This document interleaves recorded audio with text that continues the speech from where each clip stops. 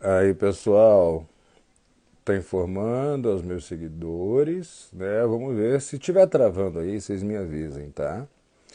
Se tiver travando, vocês me avisem, porque desde ontem tá rolando aí uma polêmica em cima de um dos nomes que foram chamados para a equipe do governo de transição agora, do governo Lula para o desgoverno Bolsonaro, né? E a polêmica que está surgindo é em cima do nome do atual deputado federal não eleito para deputado estadual de São Paulo, Alexandre Frota. Se tiver ok o vídeo aí, me digam, me dê um retorno aí, pessoal que entrou, tá? Escreve aí para mim se está tudo ok, se não está travando, porque eu não sei como é que está a conexão aqui. Eu tenho andado ausente por algumas questões envolvendo até a minha saúde, tá? Inclusive hoje eu queria produzir lá para o YouTube, mas eu não tô legal. Eu ainda estou me recuperando. Só que eu tinha que falar sobre essa questão aí do Alexandre Frota. Tá rolando uma polêmica muito grande. Inclusive eu vi, entendeu? Quem estiver entrando me fala aí se tá ok, se o vídeo não tá travando, por favor, vou pedir mais uma vez, tá? Então assim, é uma polêmica muito grande em cima da questão da nomeação do Frota para a equipe de transição do governo relacionado ao setor cultural, né? E eu vi, inclusive, a chamada da manchete do Lauro Jardim, dizendo que nem Bolsonaro tinha chamado o Frota. Até Bolsonaro tinha descartado o Frota. E eu estou vendo alguns colegas se manifestando em relação ao que eles consideram um absurdo, o que eles consideram algo inominável, se cogitar o Alexandre Frota para essa transição do governo em relação à cultura. Teve gente que até ironizou que é melhor do que chamar o Mário Frias. Bom, eu tenho que falar em relação ao Alexandre Frota. Tem muito para falar. Em primeiro lugar, é muito fácil nós criarmos um julgamento, e hoje em dia o que mais acontece é esse pré-julgamento que a gente cria nas redes sociais, sobre tudo e sobre todos. Eu acho isso muito triste, eu acho isso muito negativo, porque a gente julga pensado em eventos, pensado em frases, pensado em algumas situações. Mas aí você vai me dizer, o Rangel, dá um tempo, né? O Alexandre Frota é um cara que foi empresário de funk. O Alexandre Frota é um cara que fez filme da Brasileirinhas, fez filme pornô. O Alexandre Frota, Rangel, é um cara que depois foi para o bolsonarismo, né? E depois, porque o bolsonarismo não o aceitou, ele se virou contra o Bolsonaro e tentou virar um cara legal. O Alexandre Frota foi processado por vários artistas consagrados e perdeu, né? O Alexandre Frota, de repente ele perdeu porque ele teve que pagar processos e tal. Bom, em primeiro lugar, gente, eu sou um artista que eu me sinto na zona de conforto para falar de artistas que entraram para o bolsonarismo e que saíram. O que eu não me sinto na zona de conforto são para os artistas que entraram e ficaram, tá? Em primeiro lugar, os artistas que entraram para o bolsonarismo entraram por sentimento de rejeição, por sentimento de frustração e por se sentirem assim, se sentirem em determinado momento injustiçados. Eles viam outros colegas que no seu julgamento, e eu não vou entrar aqui em juízo de valor, porque realmente alguns não mereceriam, alguns colegas estarem sendo consagrados, alguns colegas em grandes projetos, alguns colegas sendo enaltecidos, enquanto eles, com uma história de vida ou uma história profissional ou se julgando com algum tipo de contribuição, não estavam no mesmo lugar, tá? Então, esse é o principal perfil dos caras que são da arte e entraram no início para o bolsonarismo. É aquela velha história. A formiga com raiva da cigarra votou no inseticida, só que acabou matando até o grilo, que não tinha nada a ver com a história. Tá?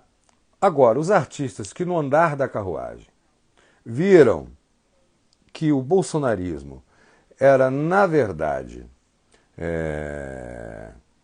algo execrável, viram que o bolsonarismo era, na verdade, algo que é um espelho do fascismo e do nazismo, esses artistas, por maiores que fossem as suas mágoas, os seus ressentimentos e as suas frustrações, eles largaram de mão. Partiram, pelo menos, para uma tentativa de neutralidade. Tá? O que aconteceu com o Frota não foi diferente. O cara foi execrado, o cara foi humilhado, o cara foi largado de mão, e ele, por um instinto de personalidade, de autodefesa, ele assumiu aquela personalidade combativa e bélica que é dele. O Frota é um cara combativo e bélico. Isso é indiscutível. Tá? E o Frota tá ali, beleza, no canto dele, fazendo ali aquela coisa do ressentido, e entrou pro bolsonarismo. Depois eu vou falar do filme pornô. Isso aí eu acho muito importante. Eu acho muito importante a gente falar do filme pornô. Nossa, isso aí, então, eu acho que é o mais relevante dessa conversa que eu estou tendo com vocês. Tá? Aí, beleza. Só que ninguém fala o porquê que o Frota foi expurgado do bolsonarismo. Isso ninguém comenta. Ou não comenta porque não sabe, ou não comenta por falta de honestidade intelectual. Tá? O Frota foi expurgado do bolsonarismo por dois motivos. Primeiro, por dentro do bolsonarismo, ele começar a fazer uma exigência em prol da classe artística. Por incrível que pareça. Tá? Ele tentou isso, quem acompanhou de perto sabe. Ele tentou e não conseguiu, mesmo assim ele estava lá firme e forte. Um belo dia ele subiu na tribuna, no caso do Queiroz, e cobrou um posicionamento do partido em relação ao Queiroz, porque ele não estava ali para defender laranja. Foi o ponto final. Foi quando ele foi expulso do partido, porque ele estava com uma pauta cobrando honestidade. E diga o que quiser falar do cara. Diga o que quiser falar do cara. Ele foi um dos poucos que durante 4 anos, ele bateu no bolsonarismo. Ele foi um dos poucos que durante 4 anos realmente fez uma oposição na Câmara contra o Bolsonaro. Muitos poucos fizeram isso. Ele foi processado? Foi. Foi penalizado? Foi. Pagou as indenizações? Pagou. Mas ele foi o único que, ao pagar as indenizações, não foi para a internet xingar a justiça, dizendo que a justiça não presta e que ele foi obrigado a pagar uma indenização. Não. Ele chegava e dizia que o processo era devido, que ele tinha errado, se desculpava e que tinha pago. Ponto. Tá? Poucas pessoas sabem como é que o Frota aceitou o convite da Brasileirinhas. Eu tive a oportunidade de assistir uma entrevista com ele no Inteligência Ilimitada, que durou mais de 4 horas. E ele explica que ele estava morando de favor, devendo pensão alimentícia, praticamente passando fome, que um cara chegou para ele e procurou ele e falou o seguinte: ó, eu tô afim de fazer um filme pornô com você. A Brasileirinhas agora quer fazer filme pornô só com ex-celebridades. E a gente quer fazer contigo. Aí ele, de sacanagem, chegou pro cara e falou: tá, se tu me der um apartamento, entendeu? Se tu me der um apartamento e tu depositar na minha conta tantos milhões de reais, eu topo. E desligou o telefone na cara do cara.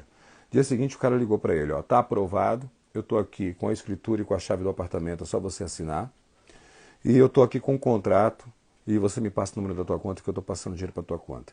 Cara, eu peço a Deus que ninguém me proponha um negócio desse, porque eu vou ser obrigado a aceitar. E sei que qualquer um que está aqui me assistindo também aceitaria. Tá?